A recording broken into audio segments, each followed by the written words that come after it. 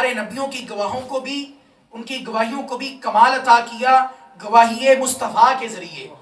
شہادت مصطفیٰ کے ذریعے، اور امت کی گواہی کو بھی کمال عطا کیا تو گواہی مصطفیٰ کے ذریعے۔ اس لیے قل هو اللہ احد، توحید کا آغاز هو اللہ احد سے نہیں کیا، توحید کا آغاز قل هو اللہ احد سے کیا۔ بتا دیا رحمانی توحید یہ ہے، رحمانی توحید نبوت سے شروع ہوتی ہے، نبوت کے واسطے سے شروع ہوتی ہے۔ وہ شیطانی توحید ہے کہ نبوت کا وسیلہ واسطہ نکال کے بندہ براہ راست رب کی بارگاہ میں۔ دیکھیں وہ تو قادر مطلق ہے، وہ تو قادر مطلق ہے، وہ جو چاہے کر سکتا ہے، وہ تو اس پر قادر تھا، براہ راست بھی اپنی توحید کا اعلان فرما سکتا تھا، لیکن وہ قادر مطلق ہونے کے باوجود جب وہ اپنی توحید کا فیض اپنے محبوب کے نبوت اور رسالت کے بغیر عطا نہیں کرتا، گویا وہ قادر مطلق ہونے کے باوجود اپنی بات جو ہے وہ اپنے محبوب کے ذریعے کر رہا ہے ہم سے، اپنی بات وہ محبوب کے ذریعے ہم سے کر رہا ہے، اور بتا رہا ہے کہ لوگوں دیکھو میں رب ہو کر جب میں اپنے محبوب کے وسیلے کے بغیر تم سے بات نہیں کرتا، تم سے کلام نہیں کرتا اور اپنی توحید کی بات نہیں کرتا، تو تمہیں جرت اور مجال کیسے ہے کہ تم میرے محبوب کا وسیلہ نکال کر براہ راست میری بارگاہ میں آنے کی کوشش کرو۔ اس لیے بھائی ساری امت کی جو گواہی ہے وہ پیغمبر کے اعتماد پر گواہ ہے،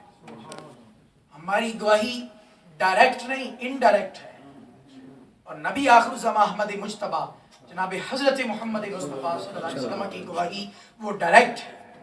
وہ براہ راست ہے، ہماری گواہی نیابتاً ہے اور اعتماداً ہے، نیابتاً اور اس لیے کہ ہمیں ایمان یہ عطا کیا گیا، ہماری توحید کا اصل حقیقت ہمارے سامنے یہ رکھی کہ لوگوں تمہاری توحید یہ ہے کہ تم میرے محبوب کی زبان پر اعتماد کرو، جس نے مجھے رب ماننا ہے وہ میرے محبوب کے کہنے پہ مجھے رب ماننا ہے، وہ میرے حضرت مجدد الفسانی امام ربانی حضرت مجدد الفسانی رضی اللہ تعالیٰ کا بڑا مشہور قول مبارک، وہ کہتے ہیں میں رب کو رب بھی اس لیے مانتا ہوں کہ وہ محمد کا رب ہے، میں رب کو رب اس لیے مانتا ہوں کہ وہ میرے محمد کا رب ہے۔ رب یہی چاہتا ہے کہ میرے محبوب کے قل هو اللہ احد،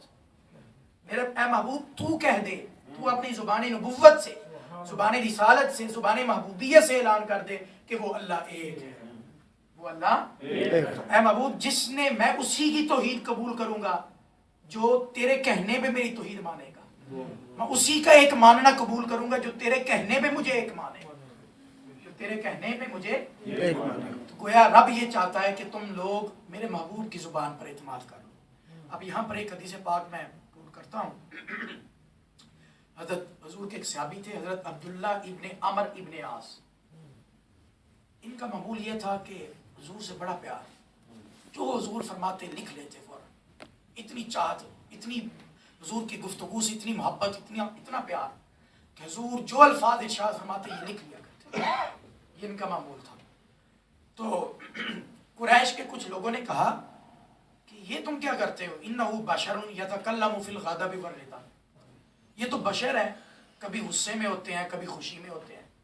کبھی ناراضگی کی حالت میں ہوتے ہیں، کبھی رضامندی کی حالت میں ہوتے ہیں، اور تم نہ آؤ دیکھتے ہو نہ تاؤ دیکھتے ہو،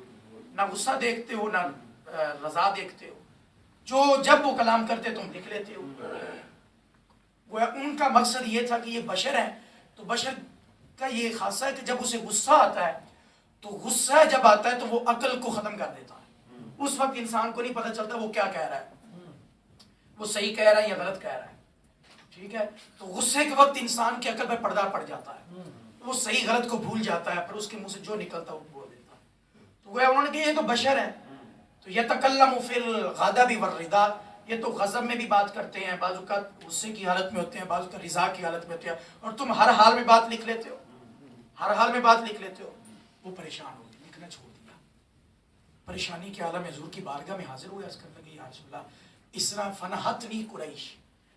کے کچھ لوگوں نے مجھے منع کر دیا، میں آپ کی ہر بات لکھ لیا کرتا تھا۔ تو انہوں نے یہ کہا کہ آپ تو ایک بشر ہیں، تو کبھی غصے میں بات کرتے ہیں، کبھی رضا میں بات کرتے ہیں، تو آپ تو غصے والی باتیں بھی لکھ لیتا ہے، رضا والی باتیں بھی لکھ لیتا ہے، اس لیے میں نے رک لیا، اپنے آپ کو روک لیا جب آقا علیہ السلام نے یہ سنا، اب حضور نے کیا ارشاد فرمایا؟ حضور نے یہ نہیں فرمایا کہ میں بشر نہیں، یہ نہیں فرمایا کہ میں بشر نہیں، یہ نہیں فرمایا بشر ہوں، لیکن ساتھ یہ فرمایا اکتب یا عبد اللہ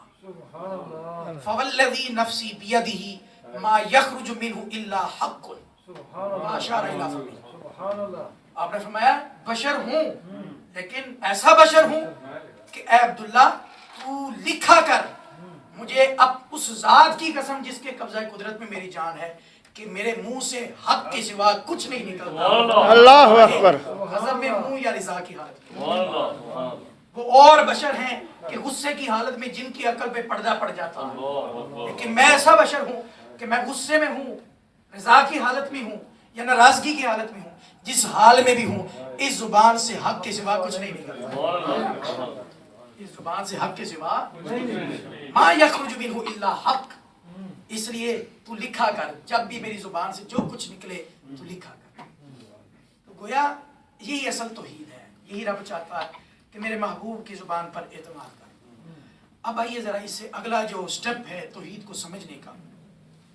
وہ جو گواہی کی بات ہو رہی تھی، تو ہماری گواہی کا جو اعتبار اور وہ اعتماد ہے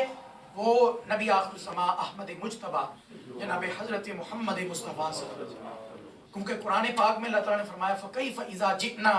مِن كُلِّ أُمَّةٍ بِشَهِيدٍ وَجِئْنَا بِكَ عَلَى هَؤُلَاءِ شَهِيدًا۔ اللہ تعالیٰ نے فرمایا ہم نے ہر امت کا ایک گواہ بنایا ہے، ہر امت کا، اور ہر امت کا جو گواہ ہوتا ہے وہ اس کا نبی ہوتا ہے، ہر امت کا جو گواہ ہوتا ہے وہ اس کا نبی ہوتا ہے۔ اور فرمایا اے محبوب یہ ہر امت کا جو گواہ ہے، ان تمام گواہوں پر اور تیری اپنی امت پر جو سب سے بڑا گواہ ہے، شہید اعظم جو ہے، اے محبوب وہ تمہیں بنایا۔ وَجِئْنَا بِكَ عَلَى هَؤُلَاءِ شَهِيدًا، ان سارے گواہوں پر اے محبوب تجھے گواہ بنایا، اور تیرے صدقے میں نے تیری امت کو بھی گواہ بنا دیا۔ قرآن میں لِتَكُونُوا شُهَدَاءَ عَلَى النَّاسِ، امت مصطفیٰ کو بھی گواہ بنا دیا گیا۔ اس آیت کی تفسیر میں صحیح بخاری شریف کے حدیث پاک ہے، حضرت نوح علیہ السلام جب اللہ کی پاک بارگاہ میں قیامت کے دن حاضر ہوں گے تو اللہ پوچھے گا نوح کیا تم نے میری تبلیغ کی، میری وحدانیت کا، میری توحید کا پیغام اپنی امت کو، اپنی قوم کو پہنچایا؟ تو حضرت نوح علیہ السلام کہیں گے جی ہاں مولا، میں نے تیری توحید کا، وحدانیت کا پیغام جو ہے وہ میں نے اپنی قوم تک پہنچایا۔ اللہ تعالیٰ قوم سے پوچھے گا تو قوم انکار کر دے گی کہ نہیں انہوں نے کوئی توحید کا پیغام، وحدانیت کا پیغام نہیں پہنچایا۔ حالانکہ اللہ کو ساری باتیں علم ہے، لیکن اصل میں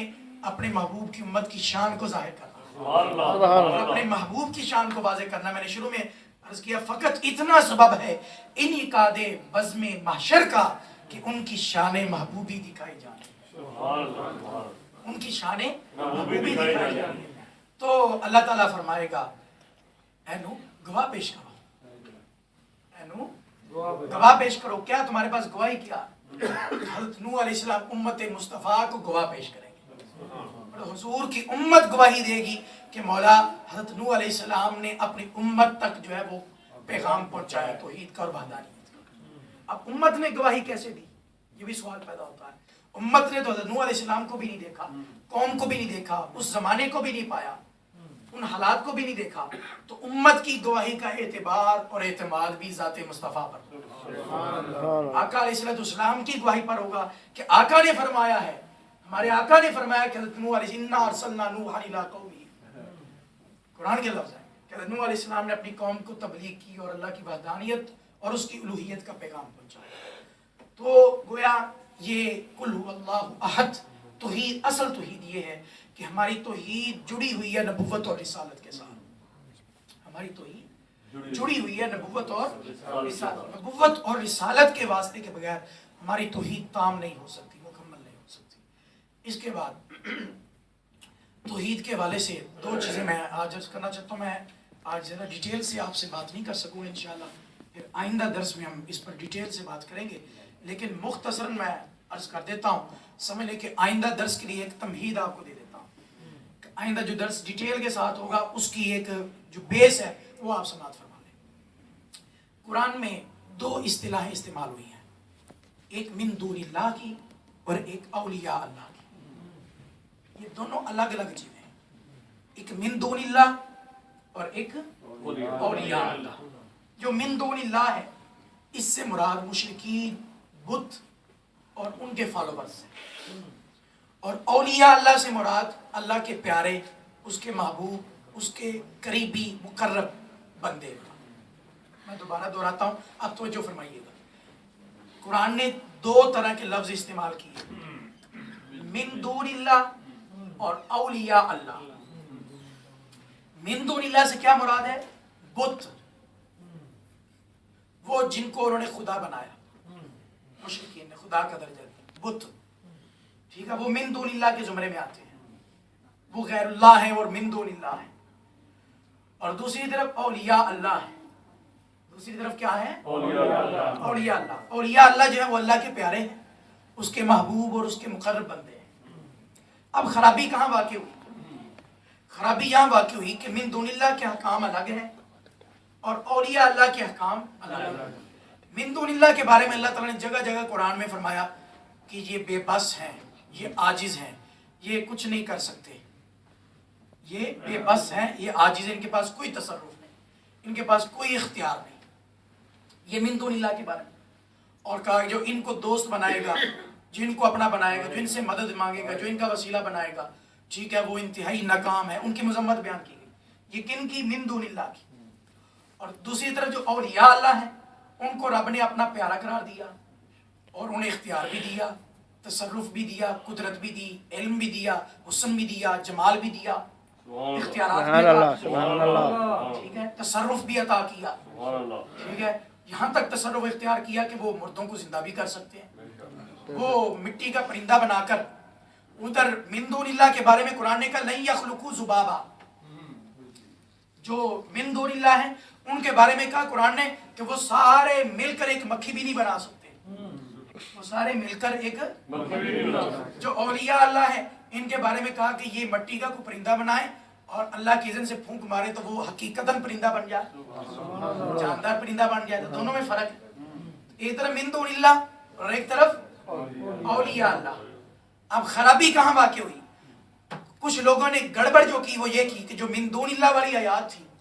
وہ اولیاء اللہ پہ چشمہ کر دیا، انہوں نے وہی حکم اولیاء اللہ پہ لگا دیا. جو بتوں پر جو آیتیں نازل ہوئی قرآن پاک کی وہ انہوں نے اولیاء اللہ پہ فٹ کی کہ بت عاجز ہیں، بے بس ہیں، ان کا اللہ کی پاک بارگاہ میں کوئی درجہ نہیں، کوئی حیثیت نہیں، یہ کچھ بھی نہیں کر سکتے اور ان کا کوئی درجہ مقام نہیں، ان کا وسیلہ بھی نہیں لینا چاہیے، ان کے پاس کوئی تصرف نہیں، کوئی. یہ ساری چیزیں تھی بتوں کے بارے میں قرآن میں، من دون اللہ کے بارے میں. ان ساری آیتوں کو اٹھا کے جو ہے وہ اولیاء اللہ پر چسپاں کر دیا. اب وہاں سے یہ عقائد جنم لینا شروع ہوئے کہ اولیاء اللہ کے مزارات پر جانا شرک ہے، ان کا وسیلہ مانگنا شرک ہے، ان سے مدد مانگنا شرک ہے. یہ سارے عقائد یہیں سے جنم لیے. اب اس والے سے آئیے صحیح بخاری شریف کے حدیث پاک میں یہ عمل کہ جو کافروں والی آیتیں جو کافروں کے حق میں نازل ہوئی، بتوں کے حق میں نازل ہوئی اور ان کے مشرکین کے حق میں نازل ہوئی، ان آیتوں کو اولیاء اللہ پہ چسپاں کرنا یہ عمل کیسا ہے میں نہیں بیان کرتا. آپ بھی نہ کسی کی بات نہ سنیں، ہم صحیح بخاری شریف اٹھاتے ہیں اور حضور کے صحابی کی بات سنتے ہیں. حضرت عبداللہ ابن عمر جلیل القدر حضور کے صحابی، حضرت سیدنا عبداللہ ابن عمر رضی اللہ تعالیٰ صحیح بخاری شریف کے حدیث پاک وہ بیان کرتے ہیں، کہتے ہیں کان یراہم شرار خلق اللہ وقال انہم انطلقوا الى آیات نزلت فی الکفار فجعلوها علی المؤمنین. وہ اللہ کی جو مخلوق میں جو وہ کہتے ہیں کہ اللہ کی مخلوق میں بدترین شخص، بدترین گروہ، اللہ کی مخلوق میں بدترین گروہ، سب سے برا گروہ اگر دیکھنا چاہتے ہو تو ان کی علامت یہ ہے کہ انہم انطلقوا الی آیات نزلت فی الکفار فجعلوها علی المؤمنین. میں کہ اللہ کے مخلوق میں سب سے بدترین، سب سے برا گروہ جو ہے وہ ہے کہ جو آیتیں کفار کے حق میں نازل ہوئی، بتوں کے حق میں نازل ہوئی، ان آیتوں کو اٹھا کے وہ مومنین پہ چسپاں کرتے ہیں.